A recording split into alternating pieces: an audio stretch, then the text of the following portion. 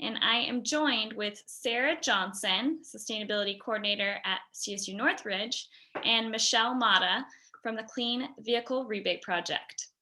Michelle today is going to be sharing her wealth of knowledge and expertise on clean air vehicles. And I hope you all have your lunch on hand and are ready to learn. Before we jump into it, I wanted to go over just a handful of housekeeping items. First, since this is a webinar, all of your video cameras are automatically turned off and you're also automatically muted. So don't worry about any background noises or background images in your area. Next, you may have noticed that I did start recording this webinar so that those who were not able to join us can go ahead and tune in on their own time. So you may have received a pop-up to acknowledge that we are recording, but again, don't worry about your voice or image being captured. Next, if you have a question, please feel free to type it in the Q&A box. And then depending on how many we've received, we may get to it right on the spot, or we might be saving it until the end. And then if you are here and are going to be receiving extra credit from one of your classes, I'm going to go ahead and post a link towards the end of the webinar, and you can open that link and add your class information and your name, etc., so that you can go ahead and receive credit for your attendance.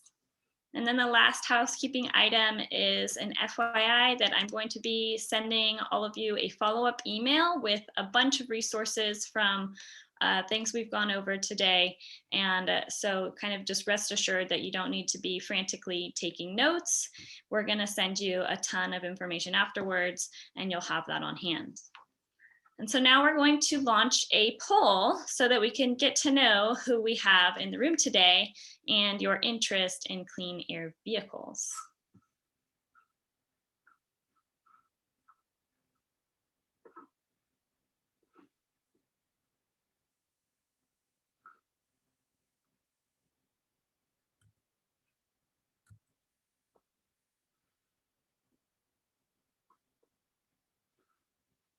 Michelle, can you confirm that you can see that poll on your end? I definitely can see it, yes. Okay, wonderful. I'm wondering, I do not have access to select options. Oh, but the audience is able to. How lucky. I think it's panelists don't have access, but that is correct. I'm glad that we're seeing some results coming through. Thank you, Michelle. Yeah, actually seeing these live results, I'm so glad to see that so many folks are looking, have a petrol diesel vehicle, but thinking of changing to an EV. Hoping this means y'all are in the right spot. Definitely. So it looks like we're waiting on about 8 more respondents. 6 more respondents. Come on, guys.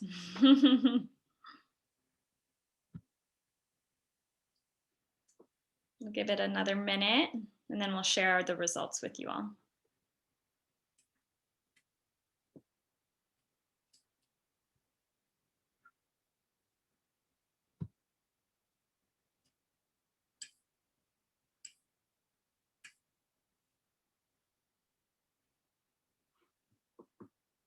Alrighty, I'm going to go ahead and end the poll and share results. So in the group today, we mostly have individuals that currently drive a petrol or diesel car, but are thinking of changing to EV. So we got about 70% falling into that category. And then that's followed by people who have hybrids with 11%. We have 8% that don't own a vehicle, and then 5% with an EV already. Then for our second question, what would be the most important positive factor in your EV, your decision to purchase an EV? Would be making a positive contribution to climate change at 43%. And then just above that, we have the cost of operation, fuel, maintenance, road, etc. So interesting, pretty split between those two. And then the last question, what is your biggest concern when thinking about owning an electric vehicle? We have with 41% the price of the vehicle. So definitely the material we have today should help with mitigating some of those concerns, learning about the rebates that are available. So I'm going to stop sharing and without further ado, pass it along to Michelle Mata. Yeah, thank you so much, Kayla. I really appreciate you as well as Sarah inviting me to kind of come and talk with all of you guys, especially looking at poll question number 3, some of the concerns you all have. I'm definitely hoping that this presentation can really help see that some of those concerns you may have may not so much be a concern anymore. So with further ado, I'm going to kind of start my presentation with an EV 101. Next slide, please, Sarah. So basically, I'm kind of breaking down you probably hear with electric vehicles, there's quite a few different models. So the first kind of EV you'll find in the market is known as a battery electric vehicle. So these are the ones I'm sure most of you are very familiar with. These vehicles only take power from electricity.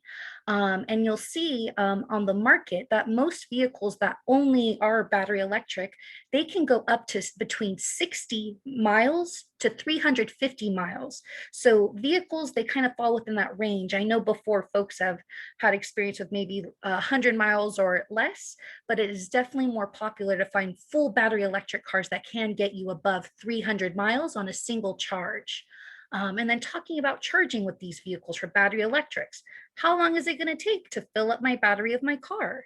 It's different from going to the gas station whenever you're kind of at half tank or however it is. But with battery electric vehicles, essentially, if you do want to charge your car from zero, the cars you can find in the market, they tend to vary between 4 to 17 hours to completely charge up your vehicle. And then a little bit later in the presentation, I'll be talking about the different types of charging because that also impacts how quickly your car will charge. So got nothing in your electric battery, your car can be charged up in 4 to 17 hours. So hopefully that's already sounded better for some folks. And as you know, BEVs, you're just plugging them in. You can plug them in at home, at work. And right now there's quite a bit of investment to make more public infrastructure available to ensure that your vehicle is electric. Next slide, please. Here's just an example of certain BEVs, so full battery electric cars in the market. Some of you may be familiar with the Chevy Bolt. That, as you can see, gets a range of 259 miles on a single charge. And that's starting, MSRP, which is the market suggested retail price. So this may be the dollar sign you see at the dealership, may not. It's kind of a suggested price for dealers. But that's starting at less than $40,000 at 36K for a Chevy Bolt. The Nissan Leaf also, as you can see, that range, depending on what kind of model you purchase of the Leaf, can be between 150 to 226 miles on a single charge. And you can see the price listed there, the suggested price.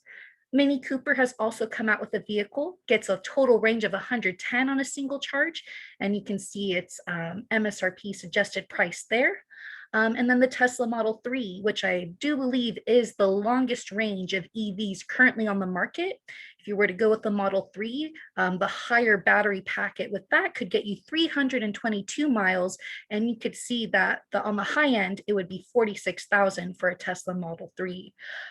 So not exorbitant amounts, but these are kind of what you would see in the market for BEVs currently. And then next slide, please. And now the plug-in hybrid. So we just talked about the pure battery electrics, and the plug-in hybrid here, this is a car that takes both gas and electricity. So if you're not quite ready to commit to full electric just yet, there are some vehicles in the market that can kind of help you ease you into that. So how does that work? A car that has both the gas tank and the electric battery. So essentially these cars, their ranges fall between 150 and 570 miles. That's how far the car can go before you need to refill it at the gas tank or go plug it in. But with that being said, that's how far the whole car can go.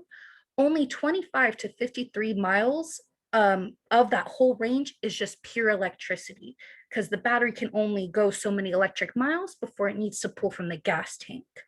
And since typically the battery is a lot smaller than compared to a pure battery electric car, it's a lot quicker to charge up these smaller batteries. As you can see, depending on what kind of charging you're doing, you can charge your battery between 1.5 hours to 10 hours.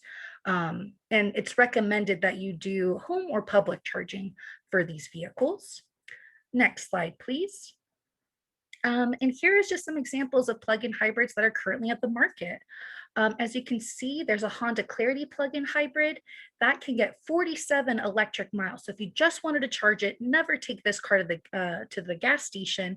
You can go 47 miles before having to plug it in again. Or if you wanted to use, the gas component as well, you can see it goes 340 miles. And the MSRP is listed there. Ford just came out with a Ford Escape plug-in hybrid just this year. You can see its metrics there, as well as the Toyota RAV4 Prime just came out, I believe, last year. And as you can see, those MSRPs are below $40,000 for vehicles. And that's kind of some of the examples of plug-in hybrids there. Next slide. So that was basically talking about the different electric vehicle types that you could find on the market. So now I'm going to talk about the different types of charging, because unfortunately it's not just like you pick your brand of gas station and you kind of go there. This one's a little bit more intricate with the types of plugs. So this first type of charging we have here is home charging. And this one you can kind of do with either with level 1 or level 2. In this particular slide, we're talking about level 1 because this is any outlet you can find in your home. So it's just that 3-pronged outlet you see in your home. When you purchase your vehicle, that will be a part of your vehicle, how you charge it. And you literally just plug it in and charge your vehicle in that way.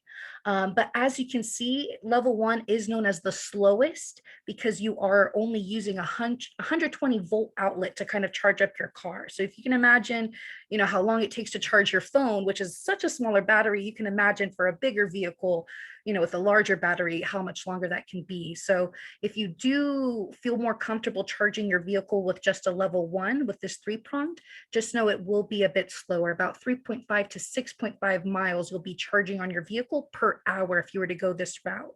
And plug-in hybrids as well as full battery electrics can use this, but again, it is the slowest form of charging. With that being said, next slide, please. We have level 2 charging. So level 2 is when you start hearing about people needing to kind of maybe not remodel their homes. That's a bit of an exaggeration, but needing, I guess, a 240 volt outlet. So what that outlet looks like, if some of you have dryers in your home, you'll notice that that outlet is a 4-pronged outlet, a stronger wattage. So that is typically when people are talking about installing charging into their home. This is the type of charging folks are talking about because obviously you're using a larger wattage, it's charging your vehicle a lot faster. And as you can see, it's 14 to 35 miles per hour that you're charging this vehicle. So again, this is definitely the faster charging, and you're seeing a lot of homes finding other incentives and to kind of go forth and put this plug into their garage if they typically don't have it. But again, if you see that your home has a dryer outlet, that's typically what folks have been using to kind of install this faster charging infrastructure. And with that being said, there is level 3 or DC fast charging. So this is what we're hoping with our new infrastructure plan will be built throughout all of the US. So Tesla is well known for their DC fast charging network. And essentially, as you can see, in 1 hour, you can charge up to 100 to 200 miles on your vehicle. This is more so true for the pure electric vehicles, because this is a 480 watt charging device that you're charging your vehicle with. So it's not so good with plug-in hybrids, but if you have a battery electric, there is definitely a lot of investment within California and in the US to kind of make this technology not just Tesla branded, but for all vehicles to participate in. So there's definitely quite a bit of investment to ensure you can charge your vehicles anywhere in the US. Next slide, please. So now I'll be talking about some of the incentives. So now that we've talked about charging, we talked about the different types of EVs now, and we saw some of the MSRPs, and yeah, they are below 40K. But what are some ways to kind of keep reducing what that price tag will look like at the end? And the Clean Vehicle Rebate Project is one of the ways to do so. So as you can see, you can receive up to $4,500 for the purchase or lease of a brand new electric vehicle. So essentially, if you're thinking of buying or leasing a brand new car, you could potentially receive a check of $4,500 from the state of California for making that purchase or lease. You do have only 3 months of purchasing or leasing the car to claim the money. And again, this is a rebate, so this is not money that you could use in the beginning in the initial conversations. This would be money you would receive after you've kind of committed to purchasing your car. Next slide, please. So who's eligible? Who can claim it? Hopefully you're a California resident, and hopefully you purchase a brand new eligible vehicle. Kayla mentioned she'll be sending out links with information, and definitely a link discussing which vehicles are eligible will be provided. Please submit your application within 3 months of purchasing or leasing your vehicle. There are some income requirements to participate in our program, which I'll go over in a second. And also we ask that you own your vehicle for a minimum of 30 months in order to claim this rebate check. Next slide, please. So here are kind of the rebate amounts. So as you can see, for a plug-in hybrid, you would receive a standard amount of $1,000. You would for sure receive that as long as you're not earning more than 150K a year as a single person. So as a single person, if you're making more than 150K a year, unfortunately, you would not be able to participate in this rebate. But if you're below 150K, you'll definitely claim $1,000 from the state, unless you may qualify for an increased rebate. And I'll talk about that on another slide. But just so you can see these incentives here, so you would receive $1,000 for a plug-in hybrid, or you could receive $2,000 for a pure battery electric car from the state of California after you purchase or lease. So you see those increased rebate amounts. They are basically $2,500 more than the standard rebate. And you may be wondering, how can I claim the additional 2,500 that makes that 3,500 for a plug-in hybrid or 4,500 for all battery electric vehicle? Let's go to the next slide and I'll tell you how to potentially claim that extra money. So as I mentioned, we are an income-based program, and depending on how many folks are in your household, so let's say you're a family size of 4, if you look at the next column, if your family of 4 makes less than 104,000 a year, you would be eligible for that additional $2,500 check. So instead of getting only 1,000 for your plug-in hybrid, let's say you're getting the RAV4 Prime, instead of 1,000, your family would be eligible for a check of 3,500 for that RAV4. Or if you're looking at the Nissan Leaf, your family could get 4,500 instead of 2,000 if your family falls below all those income caps listed here. So definitely more of an incentive for lower to moderate income consumers. Thank you. Next slide. So that was the Clean Vehicle Rebate Project. So if you're in the market for a brand new car, definitely look into that incentive. This next program I'm talking about, Replace Your Ride, this is great if you're considering a new or used vehicle. But with that caveat with Replace Your Ride, it is expected that you have a car that you're hoping to retire. I would have more details regarding this, but unfortunately, as of last month, all the funding this program had for this year has already been reserved. So with that, they are hoping to get more funds as of June. So I definitely want to let you guys know that if you're considering maybe replacing your ride, that in June, this program will definitely possibly have funds at the end of that. So I definitely wanted you guys to be aware of this in case this could be a resource for you to use in the future, Replace Your Ride program through the Air District. So next slide, please. And another program I want to talk to you guys about is the Clean Vehicle Assistance Program. Next slide, please. So this is another great program if you are considering either a new or used electric vehicle. The first program I talked about is only for new. The Replace Your Ride is new or used, and this program is also for new or used. The CVA program, our Clean Vehicle Assistance Program, is also really great if you do want funds to be used as a down payment for your car. So this is a great program if you would like to reserve funds for before you purchase or lease your car. So with that, you are able to get a grant of up to $5,000. But with that being said, this program has also currently all the funds that they had for this year has all been reserved. So what they've kind of adopted is a reservation list. So essentially what that means, all the folks have claimed money. But once your name comes up like, oh, hey, congrats, here's your $5,000. If a person does not use that money within 10 days, that fund becomes available to whoever is on that reservation list. So just to kind of let you know, that's currently what's happening with this program. But again, June's kind of a big month for all these programs of whether or not more funding will become available or not. So that's the CVA program currently. And just so you can kind of see, depending on where you would fall financially with this program, this is kind of the award amount that you could be using as a down payment for purchasing these vehicles, again, whether new or used when this program comes back online. Next slide, thank you. So the California Clean Fuel Rewards, go ahead and go to the next slide. This program still has funding. Yay! So this program actually was just launched this January, so it is completely brand new. All Californians are eligible for it, and essentially you get up to $1,500 off the purchase or lease of an eligible battery electric vehicle or plug-in hybrid.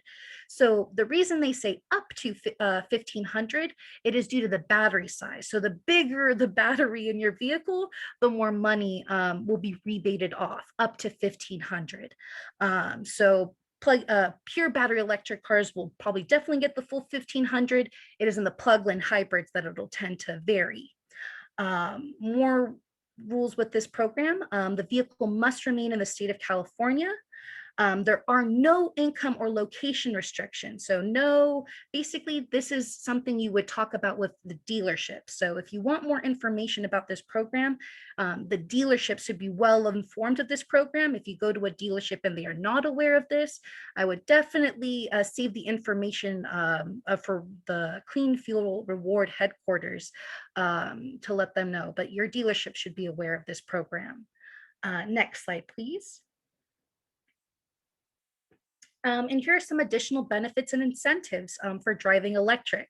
As a lot of you kind of noted in the poll, that driving electric definitely improves air quality and public health by reducing tailpipe emissions, which, I mean, living in Southern California this past year, we've only seen how important reducing tailpipe emissions is. Number two, lower fuel costs over a vehicle lifetime. What does that mean? You may have remembered from the demonstrations of what a battery electric car looks like, but with an electric battery and electric engine, you no longer have to worry about smog and all those different liquids that your diesel engine needed. So you no longer have to worry about yearly check-ins, smog check-ins, changing your oil is no longer a concern. I mean, unless you go a plug-in hybrid route, that may be different. But definitely with the pure battery electric cars, folks all the time are saying you only have to worry about putting air in the tires and making sure there's liquid for your window wipers. Those are essentially the only concerns those drivers have. And then with that, lower lifetime maintenance costs. You're putting less investment into your vehicle because all you're doing is charging it up, and essentially it's software. Another incentive is a federal tax credit. So that if you are to purchase your vehicle is definitely something you're able to claim, and that is up to $7,500 that you can claim on your taxes, depending on the vehicle that you purchase. Another reason to go electric is that blue HOV lane sticker. Essentially, basically, you guys are probably know with that carpooling lane, that sticker will give you and your car access into that lane as a single passenger. So you don't have to worry about actually carpooling.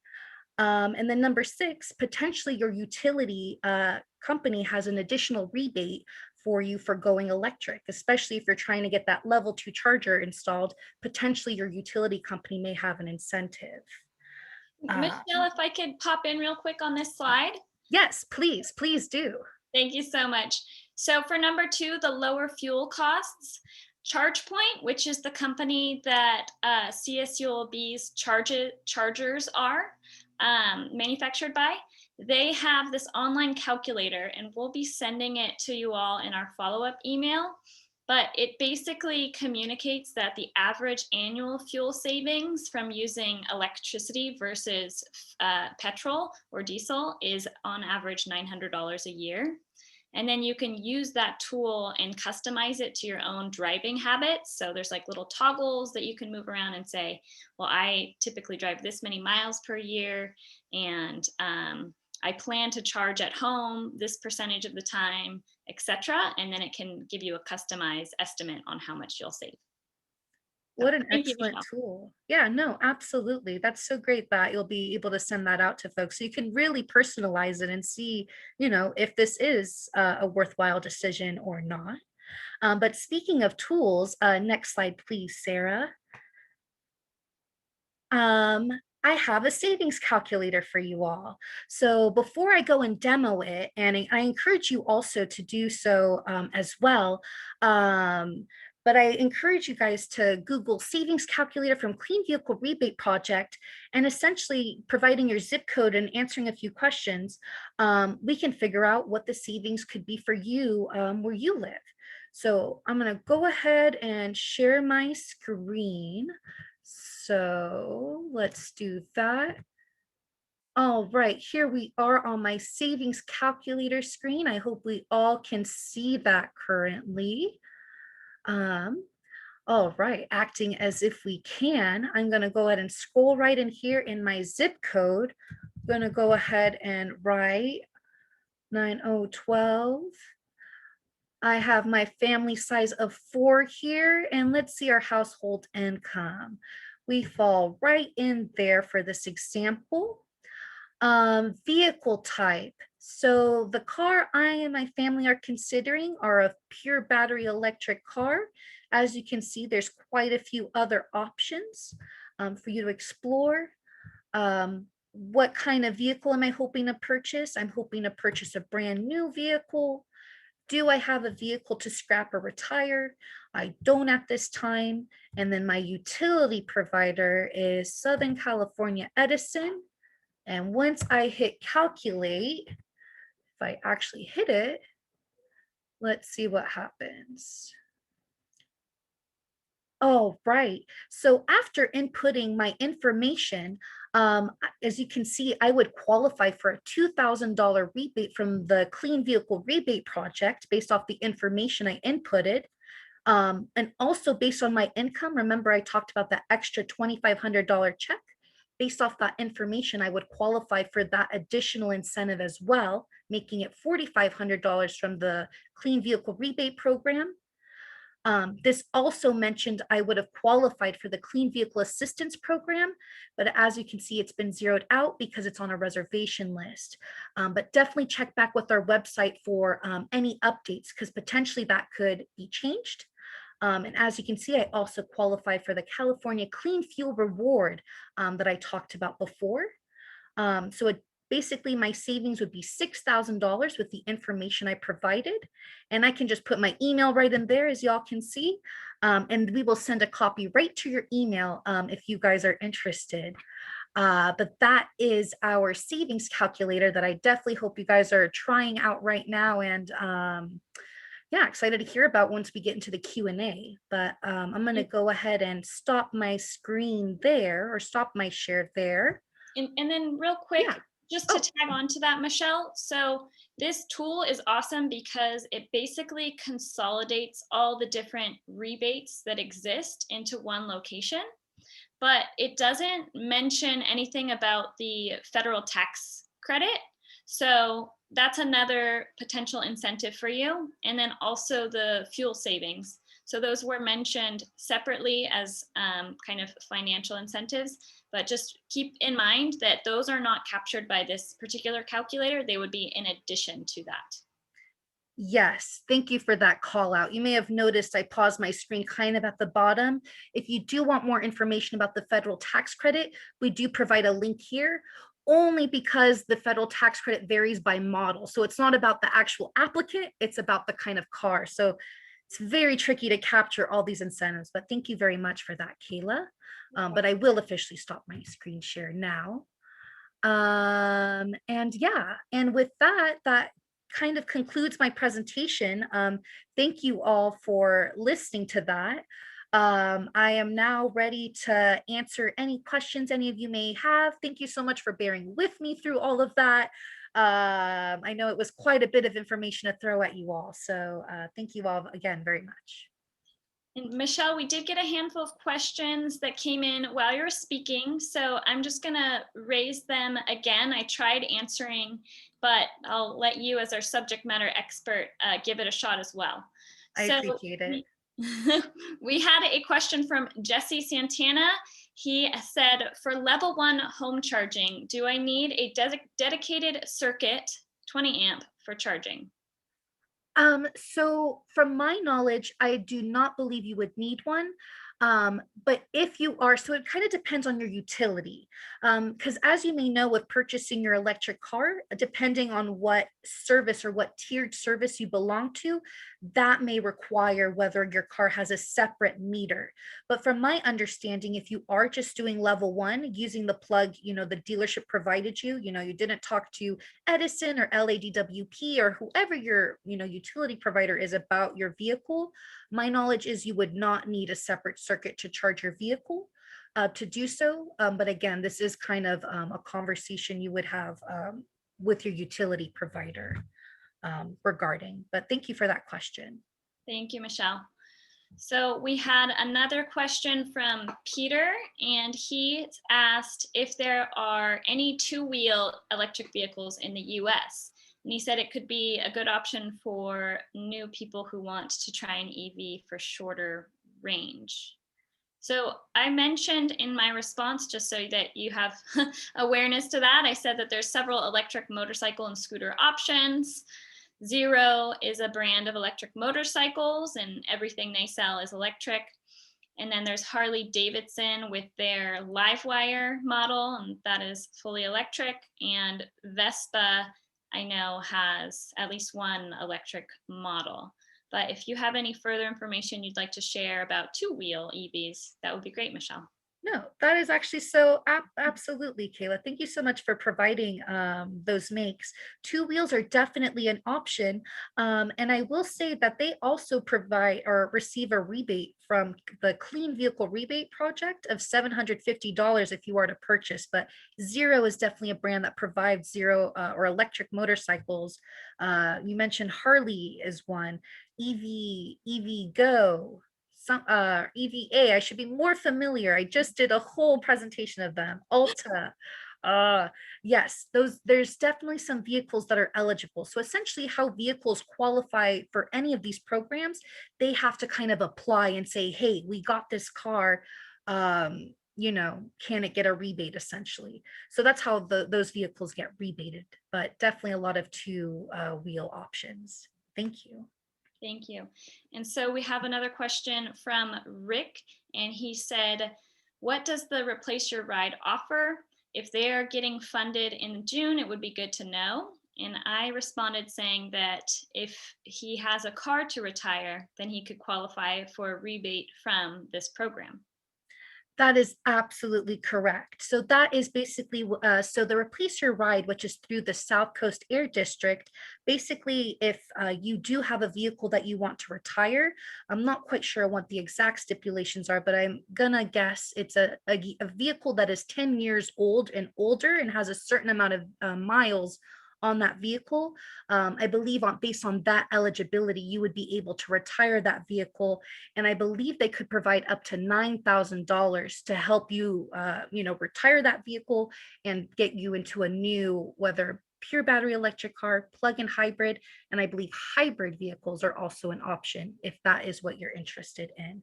But hopefully more details to come in June. Pardon. Great, thank you.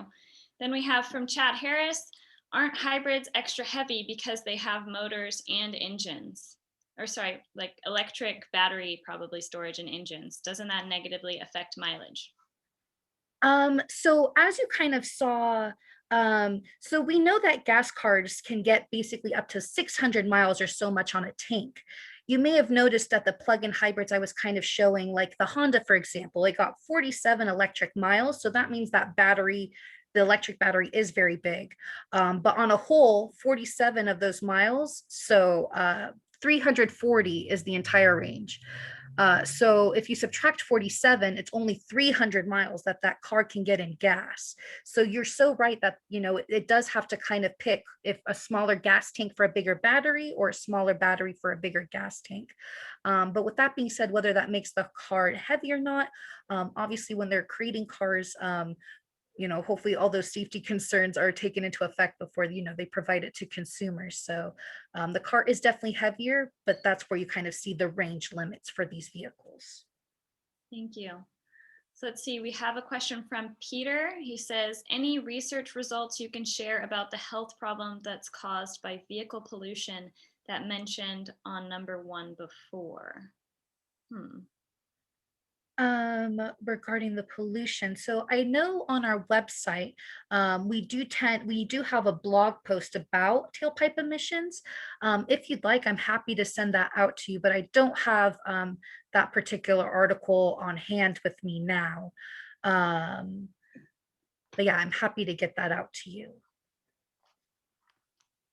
I just read recently that it was in the 1950s that the EPA, the Environmental Protection Agency, identified vehicle emissions as being a big issue, but I don't know how best to address like the health problems caused by it. So yeah, maybe we can follow up with you, Peter, in an email after this webinar.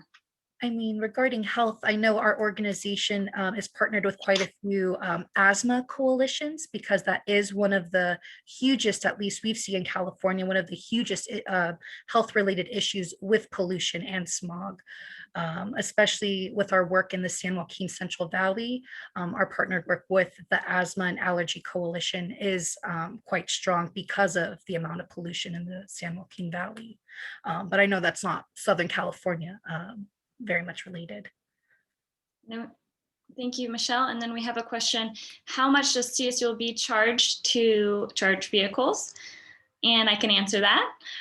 And that is currently 29 cents per kilowatt hour. And that's roughly in line with what's charged in the city of Long Beach.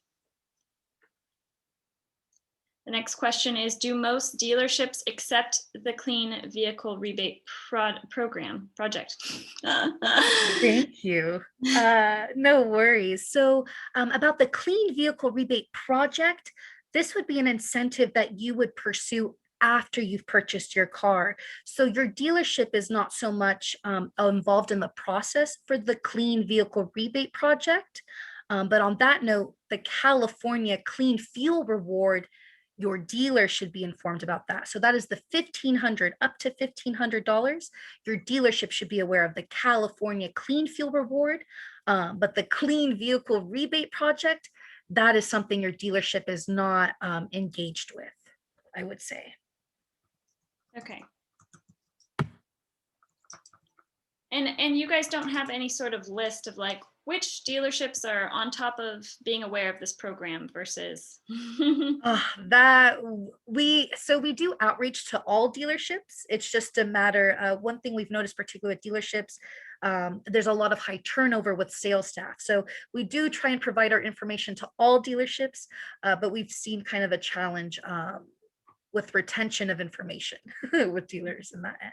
Oh, I see that he corrected himself afterwards. Okay, so now we have a anonymous attendees question for the HOV sticker. If I buy a new pure EV car, such as a Bolt, how many times can I get this HOV sticker? For example, after the blue sticker expires, can I get the next one? Yeah, that is a great question. So the HOV stickers are administered by the DMV, And unfortunately, your car can only be a part of this HOV program. As you know, I think each car, it's up to 3 years that your vehicle, so that blue sticker is good for 3 years, the purple sticker is good for 3 years. Basically, the different colors signify the year you registered your vehicle for the sticker. But with that being said, your vehicle can only have that sticker once in its lifetime. So let's say you purchased a used vehicle that already had that sticker. You, as the new owner, cannot put a sticker with your name on it because that vehicle has already claimed it. So if the HOV lane sticker is something you're very much interested in it, essentially you would have to purchase or lease a car every time your sticker expires. So leasing is definitely an option, if for those interested in that HOV lane, because you will be getting a car every 3 years, essentially, guaranteeing you'll get that sticker. But yeah, once your car has the sticker, it can't be exchanged or anything like that. You would have to get a brand new vehicle for that. And who knows, maybe in the next, as a dream, maybe in the next few years, California will change their highway kind of infrastructure so that there's like 2 HOV lanes, and then they can provide more and longer access to clean air vehicles. But as it stands, there's typically only one. That is correct. Thank you. So let's see, we have a question from Peter. Actually, I am a founder of EV community in my country since 14 years ago. Right now, I stay in Bali and try to make 100% electric vehicles. So may I know how government calculate the incentives so I can persuade mine? Okay. So he's curious, how are these incentives landed on? If you know any of the Oh, internal decisions and the factors that are used. so pardon me as this is coming off my head. Um, so I know for our program, the Clean Vehicle Rebate Project, we were able to get our funding because California is, oh my gosh, I'm forgetting what it's called, but essentially we tax companies based off how much they pollute. Please feel free to jump in if you guys remember what this is called. But essentially in California, again, I'm so embarrassed. Carbon tax. What was that? Carbon tax? Yes, there we go. It's the carbon tax. So basically, because based off all the companies that pollute, they are taxed by that. And those carbon credits, however, they're moved throughout the marketplace, the selling of them, and however, that's what kind of creates this pot of money to distribute these incentives. So these incentives only exist because we are taxing organizations based off their how much they pollute, to put in a better word. So essentially, that is how California has been able to reserve this funds for my program, the Clean Vehicle Rebate Project. Regarding how all these other programs have secured funding, it is through the state. And yeah, that's definitely a higher level question than I have currently. But carbon tax is how And we have. actually, Sarah corrected Oh, me. It's not carbon tax, it's cap and trade. The cap and trade. cap and trade. Yes, yes. Thank you, Thank Sarah. you, Sarah. What Keeping a us on valiant top of effort. it. So Okay. hopefully, Peter, you can convince your place to do cap and trade, because that's what's kind of created a pool of money for us to exist and provide this resource. So we have another question. For cost effectiveness, level 1 versus level 2 charging, does it cost the same to fully charge the same car if you use a level 1 as with a level 2? I know level 1 is slow, but is it very inefficient? So, and that's where I think that's a great question. Trying to figure out where to begin. I can Uh, maybe take a stab at that if you want. oh, please do. Thank you. Sure. So I know that our university is charged per kilowatt hour. So with level 2 charging, it's releasing more kilowatt hours per hour. So it's kind of a confusing metric because on our campus, our level 2 chargers can release between 3.3 or 6.6, depending on if there's 1 or 2 vehicles plugged in per hour. But level 1 chargers, I'm sure, are allowing a lot less than that per hour. And so because the cost is is assessed based off of the total electricity provided or the total kilowatt hours provided, it's gonna cost the same. It's just with a level 1 charger, it'll take longer, but you'll get the same amount of energy versus, the level 2. So I feel like that was a really difficult concept to explain. I hope that worked out. No, that's so great, Kayla. I also wanted to add, because I just thought of it, depending on your utility, it may be cheaper for you to always charge your vehicle at night when compared to the day, because rates do tend to vary. When folks are using electricity, it's definitely more expensive than when folks are not using as much electricity. So as Kayla was saying, there's quite a bit of different variables involved when calculating how much it would cost to charge your vehicle. Time of day is definitely a component of that. Mhm. Okay, let's see. I'm getting lost on these questions. Let's try and find a new question. Appreciate it so much, Kayla. Let's see. From Richard, will these incentives eventually stop, assuming everyone will convert to electric in the near future? So I mean, these programs, as you can see, have been fully subscribed already. I mean, we're hoping that the funding will continue. June is a pretty big year, but with that being said, the California Clean Fuel Reward Program that was just announced in January and is anticipated to last at least until the end of this year, until it gets voted on again by the Senate next year. So that's kind of an issue with these programs as well, that every year that's when funding is decided for it. So as long as you guys keep telling your congressman that this is something you definitely would like to still keep and see, that is kind of how funding works for these programs. Every year it's kind of voted on. So as long as you guys keep the pressure, we hope. And also, I saw a projection that they don't anticipate, by 2030, they anticipate 7% of vehicles on the road being electric vehicles. So that's not a huge amount by 2030. So I imagine that there will continue to be incentives. I know that the state of California has announced that only electric vehicles will allowed to be manufactured and sold in 2035. But again, that's not until 2035, and then there'll still be a large proportion of vehicles on the road that aren't electric. Okay, let's try and find a new question. In my experience using 100% EV, it can save up to 80% comparing the cost of internal combustion engine vehicle. Probably it helps. I don't think that's a question, but thank you, Peter.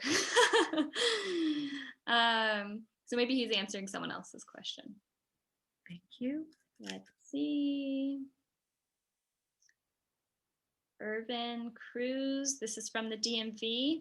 Wouldn't this allow new users to get the HOV sticker?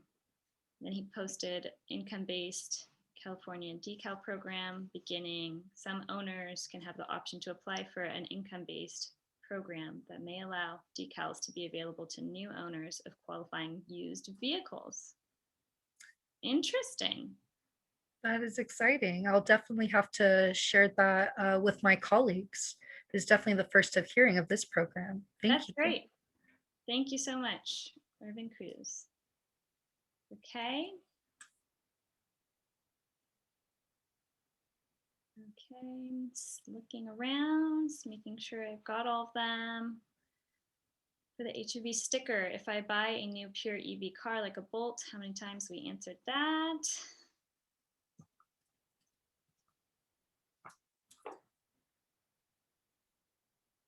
And we answered that. I think we might be wrapping it up. Now I'm going to look in the chat just in case some questions fell into the chat instead. I have some thank yous. And then I know some people were asking about the PowerPoint, so we will be sending out those slides in our follow-up email. Someone asked if the cleanvehiclerebate.org is the best tool for all these incentives. We're going to send a ton of different links. That will definitely be one of them, the calculator that Michelle demonstrated with us today.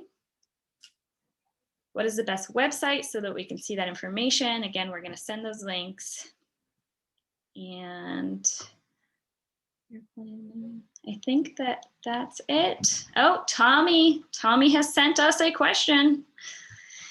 Let's see. I see a lot of used 3-year-old EV cars in the market. Do you think this is a great option rather than buying new, especially if you don't qualify for rebates? Any battery concerns with owning an EV with over 100K miles? That is an excellent question. Um, Definitely would consider, so a vehicle, so you're considering a used EV that has over 100K miles on the battery. That is definitely something that I would be concerned about, just because in my knowledge of kind of how EVs have worked is that they do have a warranty of up to 100,000 miles. And after that warranty, basically it kind of depends on how much you would have to replace the battery, because that's what this becomes a question of, is how much it would cost to replace the battery.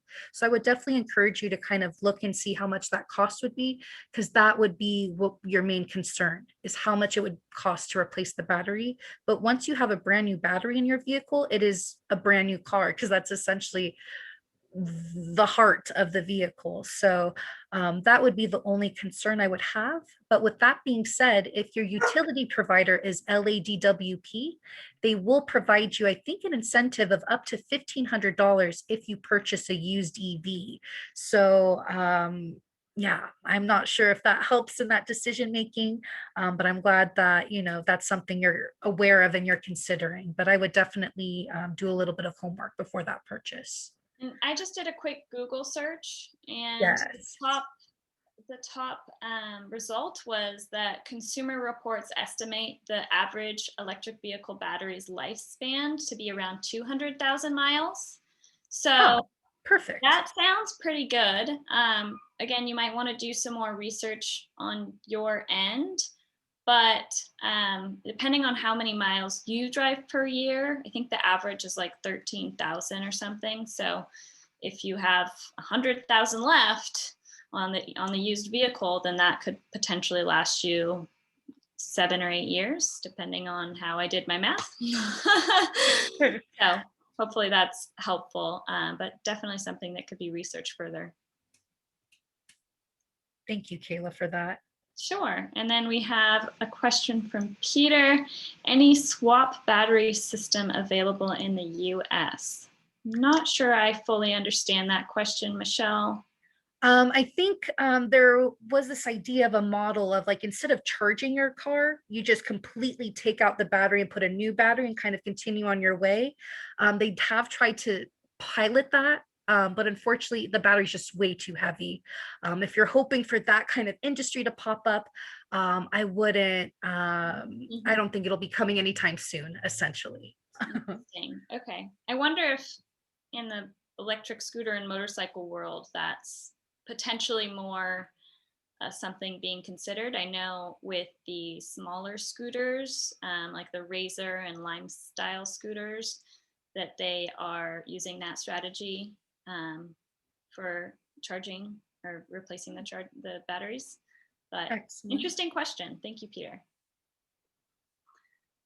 All right, I think we may have powered through all of our questions, which is incredible timing. So now I'm going to pull up my notes again and kind of wrap us up.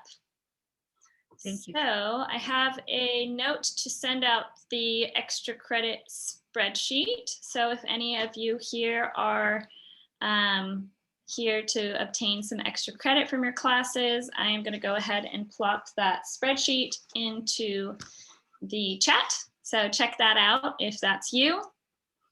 And then just thank you all for attending today. So we really appreciate you guys joining us, and a huge thanks to Michelle for spreading her wealth of knowledge to each of us.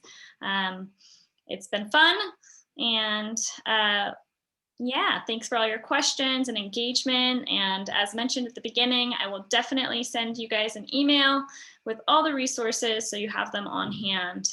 And if any further questions arise, feel free to just respond to my email directly with any questions that may come up.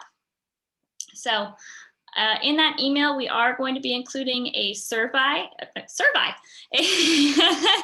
a survey, and we would totally appreciate if you took a couple minutes to fill that out and let us know what you liked about this presentation and what we could do better next time, so that we can further enhance these webinars and keep on doing them in the future. So thank you all again, and enjoy the rest of your day.